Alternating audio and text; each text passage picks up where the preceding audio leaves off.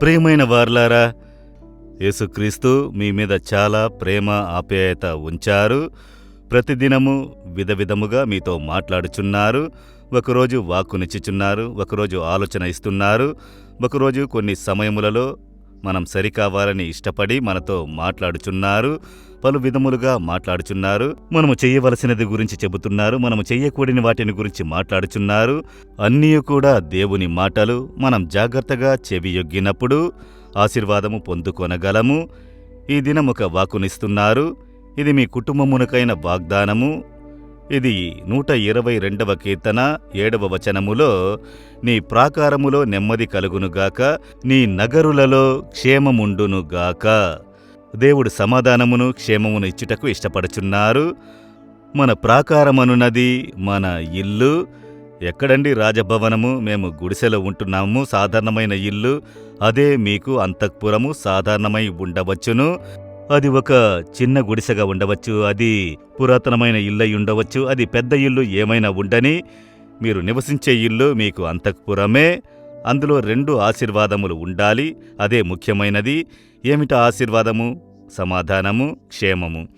సమాధానము లేకుండా అంతఃపురం లాంటి ఇంటిలో ఉంటే ప్రయోజనమేంటో చెప్పండి. చిన్న గుడిసె ఇల్లైనా సమాధానము, నెమ్మదిగా ఉన్నామండి అని చెబుతారు కదా. కనుక సమాధానమే గొప్ప ఆశీర్వాదము.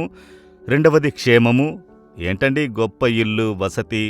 ఒకటే రోగము, రోగము, రోగము, ప్రతిదినం హాస్పిటల్, మందు, మాత్రలు.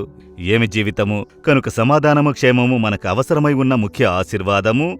ఈ 2 ఎవరి ఇంట్లో ఉంటాయో వారే రాజులు, రాణులు, సంతోషంగా జీవించువారు.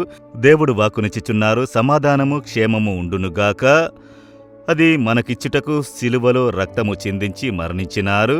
మన పాప శాపములను భరించి ఆయన మరణించినందున సమాధానము, మన వ్యాధులు, బలహీనతలు సిలువలో భరించినందున స్వస్థత. ఈ ఆశీర్వాదం మీకైనది. మీరడిగి పొందుకొనండి. వాగ్దానములు చెప్పి మీరు చెప్పియున్నారు, నా ఇంట్లో సమాధానము, క్షేమము ఉండునుగాక. నేను విశ్వసిస్తున్నాను, నా ఇంట్లో అది కావాలి. ఈ ఆశీర్వాదము ఇవ్వుడి. మీరు ప్రార్థించినారంటే ఈ దినం మొదలుకొని మీ ఇంట్లో ఆశ్చర్యమైన మార్పులు కలుగును. విశ్వసించెదరా? మీరు విశ్వసిస్తే ఆ ఆశీర్వాదమును ఇప్పుడే పొందుకొనెదరు. కొందరు చెబుతారు, అయ్యా, దేవుడు మమ్మల్ని బాగా ఉంచినారు, చాలా సంతోషంగా ఉన్నాము, వ్యాధి బాధ లేకుండా ఆనందంగా మేము ఉన్నాము అని మీరు చెప్పాలి. అదే దేవుని ఇష్టము.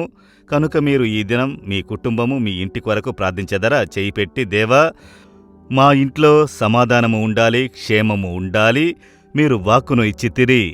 మేము సమాధానంతో, ఆశీర్వాదంతో, క్షేమంగా ఉండుటకు సిలువలో మరణించితిరి. ఈ ఆశీర్వాదమును మా ఇంట్లో ఉండునట్లు ఆజ్ఞాపించుడి, మా కుటుంబంలో ఉండునట్లు ఆజ్ఞాపించుడి. మా ఇల్లు ఒక సమాధానపు ఇల్లుగా ఉండాలి. మా ఇల్లు ఒక ఆరోగ్యమైన ఇల్లుగా ఉండాలి. మా కుటుంబంలో అందరిలో సమాధానము ఉండాలి. సకల విధములైన రోగములు మారునుగాక, క్షేమము కలిగి ఉండాలి. ఈ దినము మొదలు మా ఇంట్లో ఒక మార్పును మేము చూడాలి. మీ వాగ్దానపు ఆశీర్వాదం మాకు కలుగునుగాక. యేసుక్రీస్తు నామములో ప్రార్థిస్తున్నాము.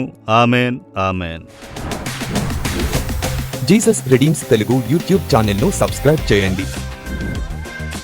సబ్స్క్రైబ్ బటన్ను క్లిక్ చేయండి మరియు బెల్ బటన్ను నొక్కండి. ప్రతిరోజు కార్యక్రమ సమాచారం పొందండి.